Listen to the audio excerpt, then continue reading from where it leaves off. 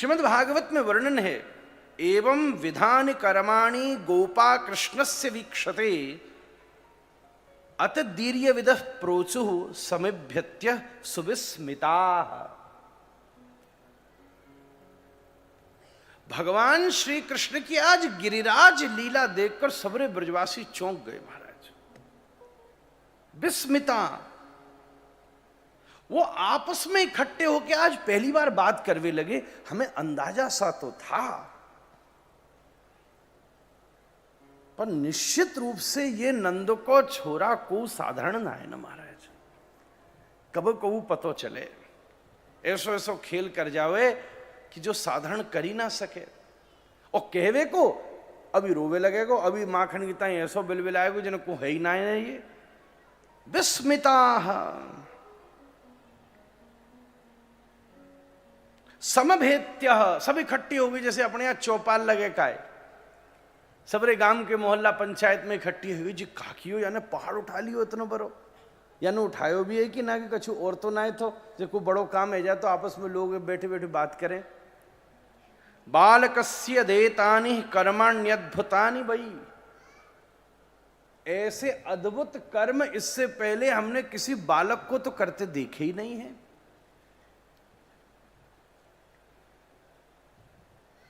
भगवान ने कैसे गिरिराज जी उठाया। ब्रजवासी कह रहे हैं एक छोरा, बोले ये सच बताया ना उठायो तो ऐसा तो नहीं देखो ऊपर टिको भयो हो। तो एक ग्वाला बोला अरे ना मैं बगल में ठाड़ो थो या कि, और जैसी भयंकर बरसा भाई। और तुम बोले एक जना कौन सा बगल में ठाड़ो है, तो ए कन्हैया तेरे चक्कर में झंझट भयो, ते नहीं तो कई इंद्र की पूजा छोड़ो या पहाड़ की पूजा करो, रे का है गो। तो यानी कही तुमने हमारी बात मानी है तो हम ही तुम्हें बचाएंगे। तो बचा के देखा, यानी एकदम सांस भरी और क्या कह रहे, पुष्करम गजराडिवह, जैसे कोई हाथी सरोवर के बीच में से कमल को उखाड़ लेता है। हम तो देखते दांतों तरह उरी दबाए गए, यानी ऐसो गिरिराज उठाया हमारे सामने।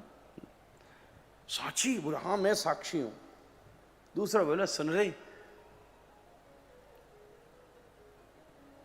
तू सही तो है, कहूं घोट घाट के तो ना आगो। वो क्यों, वो तू कह रहा परसों तेरे चाचा जी ने कैलाश उठा लियो। तेरी बात को हम भरोसा ना करें। आपस में सब बात कर रहे, वो तेरे चाचा जी ने तो कल कैलाश उठा लियो, परसों तू कह रहा, आज तू कह रहा नंद की छोरा ने गिरिराज उठा लियो।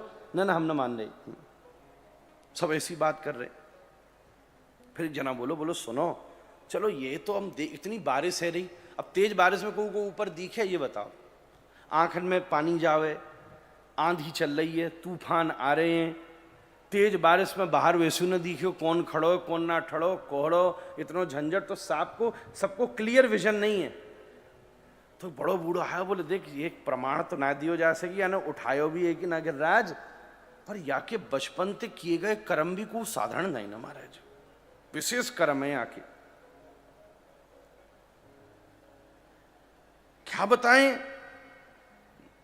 मास्यस्य चरणा बुदक, यानी बचपन में पूतना मारी और एक पाम मार के भी तो वो शकट पलटाए। तो छोरा कह रहे थे, यहां से ब्रजवासी बैठे बचपन की सब लीलाओं का चिंतन कर रहे हैं। दूसरा बोला अरे ना वो नेक से बच्चा ने कही, यानी पाम मार के पलट, ऐसे को बच्चा के पाम मारने थे कोई बाड़ो पलटो करेगा, तुम फालतू बकवास मत करो। कितना आनंद आवे जब 10-20 लोग आपस में बैठ के बातचीत करें, सबरो मोहल्ला कान लगा के देखो ये चौपाल कहां जावेगी अब महाराज।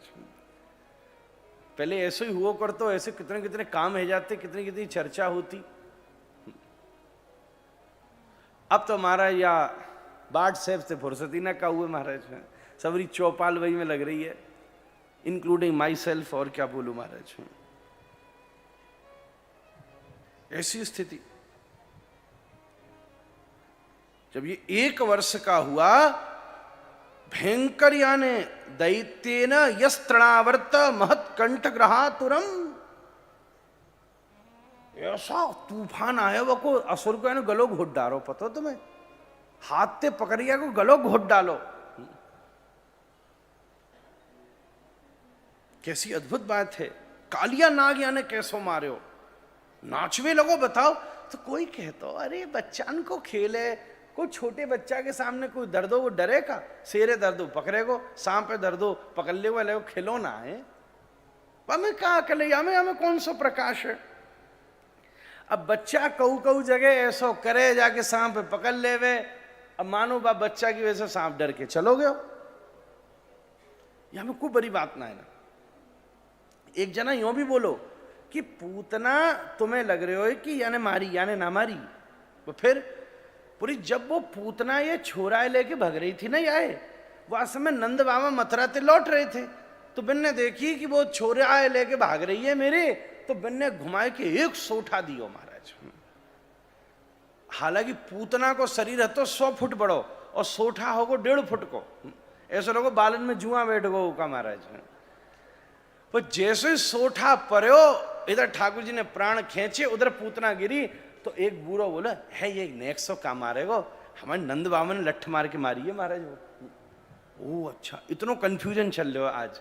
गिरिराज जी लीला के पूरा एक अध्याय सुखदेव जी ने वर्णन किया है कि ब्रजवासियों में भगवान की भगवत्ता और भगवान की माधुर्यता के ऊपर विमर्श चल रहा है कि ये लाला है कैसो, ये क्या कियो जाने महाराज, क्या आनंद है। नंद बाबा हमें तो लग रहा है नंद ते तनये मास्तु, ये जो आपका बालक है ना ये साधारण नहीं है। आप हमें बताओगे ये आपके सच में आपने जनाई है ना, ऐसा तो ना है कि कहीं इधर उधर ते ले आयो कुछ और चक्कर हमते छुपा रखे हो तुमने। सबरी ब्रजवासी ने घेर लिए नंद बाबा, आज पूछ रहे हैं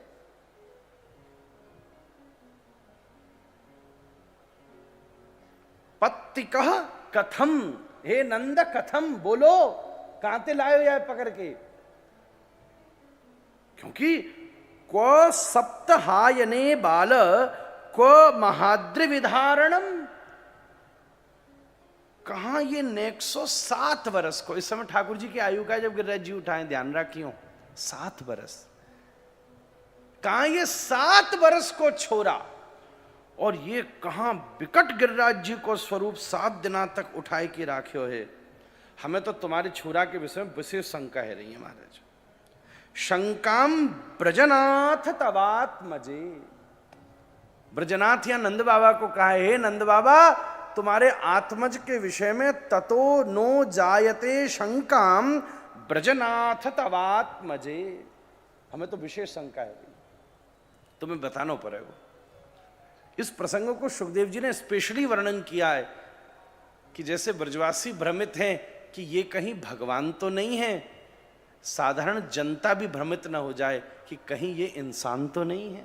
ध्यान देना, ठाकुर जी ब्रजवासियों के विषय में तो साधारण लीला कर रहे हैं और वो परेशान है कि ये कहीं असाधारण तो नहीं है, पर आज का संसार इससे विपरीत है। वो ये नहीं सोचेगा कि ये भगवान है, अरे ये सब कौन इंसान ये लीला कर रहा है, क्योंकि आगे ठाकुर जी की दिव्य महारास लीला होने वाली है। उसकी भूमिका में संकेत कर रहे हैं कि तुम जिसको साधारण समझ रहे हो वो साधारण नहीं है, साक्षात भगवान पुरुष परः, कर्तुम अकर्ता कर्तुम अकर्तुम अन्यथा कर्तुम समर्थ ईश्वर। ईश्वर की परिभाषा शास्त्रों ने दी, जो आप कर सकते हो वो कर सकते हैं, जो आप कर नहीं सकते सोच सकते हो वो भी कर सकते हैं, और जो आप सोच भी नहीं सकते वो भी कर सकते हैं। पहले देखो नवरात्रि को कैसे बढ़िया बल दिख रहा है महाराज, आज सब जोश में बैठे महाराज। तब नंद बाबा बोले, श्रूयताम में बचो गोपा वे तु शंकाम सबोर्थके।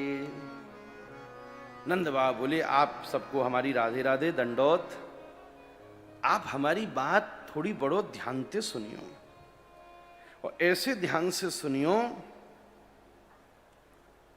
जिससे आपकी शंका पूरी दूर हो जाए।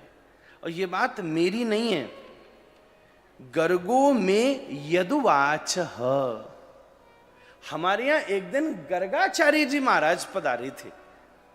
हम तो देखो, हमने तो बालक हमारे पैदा भयो, हम तो वहीं ठाड़े रहे, तुम सब हमारे संग रहे, यशोदा मैया वहीं हती और छोरा पैदा है गयो।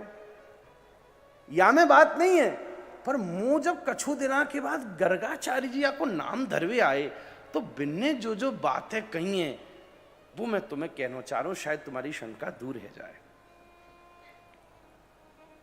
उन्होंने क्या कहा? वर्णाश्रय किल स्यासन ग्रहणतो नो युगम तनुः शुक्लो रक्तस्तथा पीत इदानीं कृष्णतां गता। गर्गाचार्य जी बोले, नंद ये जो तुम्हारा बालक है ये हर युग में जन्म लेता है, इसके जन्म जन्म के संबंध हैं। ये कभी श्वेत रंग में जन्म लेता है, कभी रक्त वर्ण में जन्म लेता है, कभी पीत वर्ण में जन्म लेता है, और इस बार यही तुम्हारे लिए कृष्ण वर्ण में जन्म लेकर के प्रकट हुआ है। यही इस बार इस रूप को लेकर यहां पधारा है। अच्छा, जैसे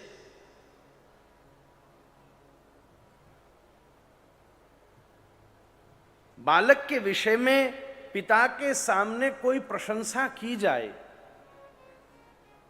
तो वो पिता उससे अपने पुत्र के प्रति प्रसन्न होता है, पर उसके भीतर उसके पुत्रत्व भाव का नाश नहीं होता।